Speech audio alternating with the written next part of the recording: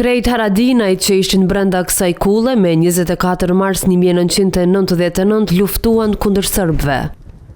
Ai që i priu kësaj betejë thot se ajo ishte e rëndë dhe e gjatë, prandaj kishte nevojë për kontributin e secilit. Me Shkëllxhenin, me Davutin Seloni veç i vrar ma herët, gati një vet, baba Hilmia, nona Ruk, motra Mema, edhe Frashi ka luftu, Vllavenveri, ishte Kushërit, Rashimi, edhe Bujari, ishte Nipashi Kujtim Zeneli, dhe kishim brezin e dytë, ata që i kujtojmë sot, është Gazmen Mehmetaj, Agron Mehmetaj edhe Him Haradinaj.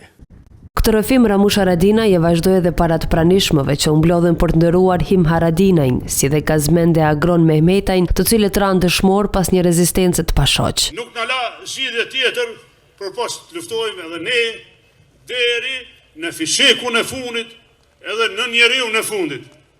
Pra s'kishim rrugë tjetër.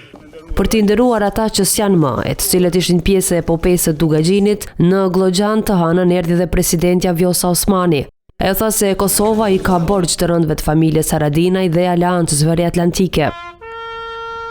Këtu u bë një luftë heroike në mbrojtje të popullit shqiptar nga ato që ishin një ndër masakrat dhe ndërsulmet më të ashpra të hegemonisë serbe, bashkëdyzimi i luftës sonë çlirimtare në njërin anë dhe ndihmës së aleatëve tanë më në fund e solli lirim. Për homazhe në Deçan qëndroi edhe kryekuvendari Glau Konjufca e qytetarë të shumtë.